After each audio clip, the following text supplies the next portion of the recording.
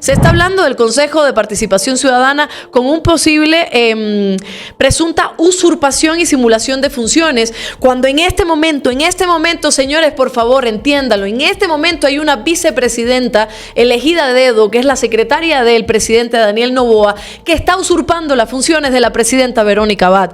Y en esto la Fiscalía no se mete, en esto no se ha metido el CNE, en esto no se ha metido el TCE, en esto no se ha metido absolutamente nadie, a pesar de que en este momento Cynthia Gelibert está usurpando las funciones de Verónica Abad. Lo interesante y lo preocupante y lo que más le moviliza a la Fiscalía General del Estado es meterse contra los consejeros de Participación Ciudadana y Control Social, sobre todo Augusto Verdúa, que es el único que ha hecho frente también a toda la corrupción por parte de la Fiscalía y el que ha hecho frente a todas las irregularidades que quería cometer el consejero Juan Esteban Guarderas con respecto a el concurso de Fiscal General del Estado. ¿Qué es lo que hace?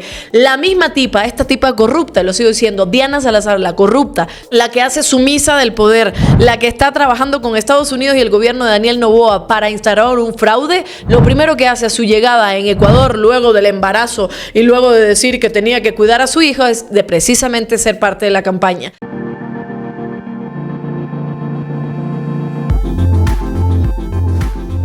Muy buenas con todos, compañeros, sean bienvenidos a Libertadores TV. El día de hoy vamos a presentar esta información. La Corte Constitucional sentenció que el presidente candidato no podía encargar la presidencia de la República a Cynthia Gelibert. El organismo constitucional declaró que los decretos 500 y 505 firmados por Noboa son inconstitucionales. Con el decreto 500, el presidente candidato declaró la fuerza mayor y encargó la presidencia a Gelibert por primera vez para hacer campaña electoral, y con el decreto 505, Noboa encargó por segunda ocasión la presidencia a Gelibert para hacer campaña. En su sentencia, la Corte Constitucional determinó que el ejercicio del cargo de Noboa no se puede someter a un encargo, delegación, subrogación o entrega por fuera de las disposiciones previstas en la Constitución, como si solo fuera una simple silla. La sentencia dicta: el cargo del presidente solo puede ser ejercido por quien se encuentre en la presidencia de la República mientras está en funciones, o por quien la Constitución determina que es su reemplazo en caso de ausencia temporal o definitiva. La Corte estableció que ambos decretos ejecutivos contradicen lo estipulado en el artículo 146 de la Constitución, pues no procede la figura de entregar la presidencia a través de un decreto ejecutivo. Es decir, de acuerdo con la sentencia de la Corte, fue inconstitucional que Noboa haya encargado la presidencia a Cynthia Gelibert a través de un decreto. En consecuencia, el encargo presidencial le correspondía asumir a Verónica Abad, vicepresidenta electa, pero con estos decretos y otros, Noboa evitó encargar el poder a su binomio. Con esto la Corte, aunque tarde, para en seco y pone en evidencia su abuso de autoridad, algo que tanto el CNE, TCE, la Contraloría y la Fiscalía han dejado pasar todo este tiempo. Sin embargo, la Corte no establece ningún tipo de acción, alerta o sanción incluso sobre el hecho de que el presidente de la República invocó la campaña electoral como causal de fuerza mayor, según consta en la parte considerativa de los decretos ejecutivos a través de los cuales encargó la presidencia por días u horitas nomás para hacer campaña electoral. Declara la inconstitucionalidad de los encargos, pero no declara la inconstitucionalidad de la designación de una vicepresidenta dentro del equipo del presidente, cuando tenemos a una vicepresidenta que no ha perdido su condición de tal. Eran dos impugnaciones: al 494, que era la designación de Cynthia Gelibert, y al 500, que era el encargo. Y la Corte se lavó las manos con el 494. O sea, quiero que se entienda esto. La designación de Cynthia Gelibert está en firme, porque ese decreto no ha sido impugnado. Sobre ese no hay una decisión de la Corte. Entendamos eso. Con lo que dijo el ministro de la Gasca en Notimundo, ahora el presidente puede ausentarse y dejar a Gelibert las veces que él quiera sin emitir un decreto. La Corte le ha dado un espaldarazo al presidente. Primero, para mí, un lavatorio de manos. Después, vea, presidente, ahí está.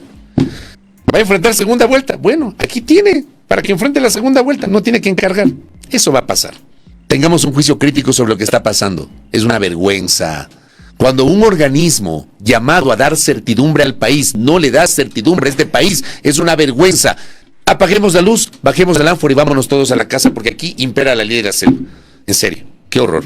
Esto nos indica que si Daniel Noboa estuviese a 15 puntos por encima del resto de candidatos presidenciales, no tendría la necesidad de quebrantar la Constitución y las leyes. Sabemos que el CNE, el Tribunal Contencioso Electoral y la Fiscalía están alineadas al gobierno y podría haber irregularidades o una cancha desigual. El pueblo lo sabe y hay que estar atentos y esperar ese día. En otra información, la abogada Mónica Luzárraga consideró que Diana Salazar se olvidó hace mucho tiempo lo que implica ocupar el cargo de fiscal general, pues se convirtió en el brazo político de persecución punitiva del gobierno que la proteja. Esto pasa desde la época de Lenín Moreno, que la puso en funciones, luego con Guillermo Lasso, protegiéndola, y ahora con Daniel Noboa, mencionó. Remarcó que la Fiscalía, desde hace muchos años atrás, dejó de actuar con objetividad para dedicarse a perseguir a las personas de un solo movimiento político, lo cual llama la atención y genera dudas. Según la fiscal, nadie más ha cometido un delito, nadie más es perseguible, a menos que sea correísta. La abogada subrayó que, tras su licencia de maternidad, Salazar actuó con rapidez y efectividad absoluta, allanando el Consejo de Participación Ciudadana y Control Social.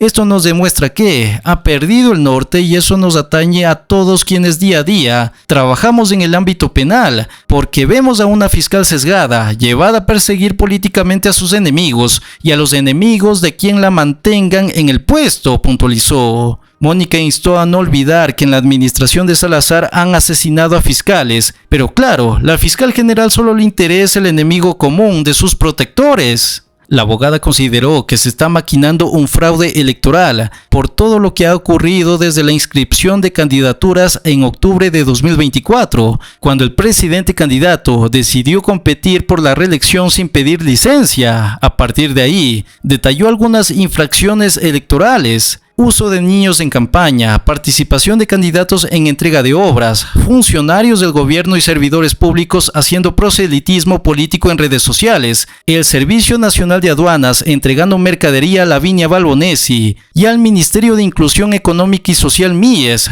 para que entregue como dádivas a los electores en lugar de donar a las fundaciones para que desde ahí se brinden ayudas como lo dictamina la ley, y entrega de cocinas de inducción que hoy se venden en Marketplace, entre otras cosas. Ya no hay un árbitro dentro de la contienda electoral. Se está maquinando un fraude electoral, enfatizó. Luzárraga indicó que dicha campaña está acompañada además de la narrativa de algunas encuestadoras que quieren posesionar la idea de que Noboa tiene más del 50% de aceptación y que además le lleva 10 puntos a la presidenciable por la RC Luisa González. La abogada instó a no olvidar que en las últimas elecciones de 2023, Luisa obtuvo el 48% de apoyo y que además, en la consulta popular de este gobierno, la mayoría le dijo no a las preguntas cruciales que le importaban a Noboa, como es el arbitraje internacional y el trabajo por horas. Si los candidatos quieren confiar en el proceso y les interesa el país, todos deberían pedir el control electoral. Todos deberían tener militantes en las urnas para que se respete la voluntad popular. El domingo 9 de febrero tendríamos que estar atentos a cualquier tipo de actuaciones, concluyó. Tenemos que identificar objetivamente de quién viene la información, porque todo ahora lo hacen para perseguir y manipular la voluntad popular del 9 de febrero. Elon Musk, mano derecha de Trump, ha dicho que la USAID es una organización criminal. Sí, como lo oyen, para este hombre poderoso la Agencia de Estados Unidos para el Desarrollo Internacional tendría que desaparecer, porque es responsable de delitos graves y responsable de que medios de comunicación y periodistas generen desinformación en el planeta. La mal llamada Alianza para el Progreso de Estados Unidos coloca miles de millones de dólares para imponer sus narrativas, políticas públicas y un perverso asistencialismo en las llamadas ONGs, que en realidad son brazos ejecutores del injerencismo gringo. Entre 2014 y 2024, Estados Unidos desembolsó 560.000 millones de dólares para asistencia a nivel mundial. Solo en 2024, la ayuda ascendió a 41.000 millones de dólares a 206 países, entre ellos Ecuador.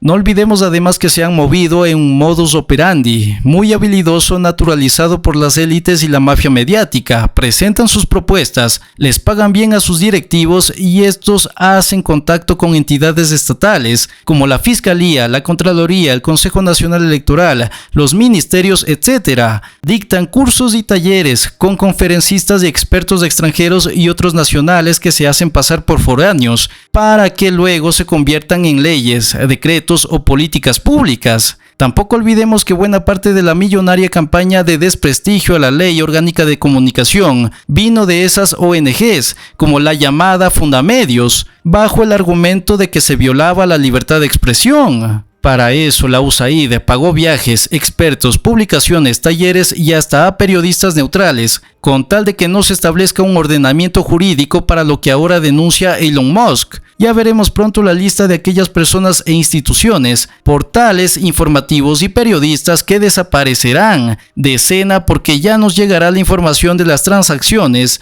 o el pago puntual de la USAID. Y ojalá con ello entiendan el trabajo sucio que hicieron de la perversidad de servir a un amo y a una potencia, dejando de lado el sentido patriótico de pertenecer a una nación, a una tradición histórica y a unos valores soberanos que han sido pisoteados, pero que de pronto resurgirán si la ciudadanía lo permite. Así que a arrasar en las urnas.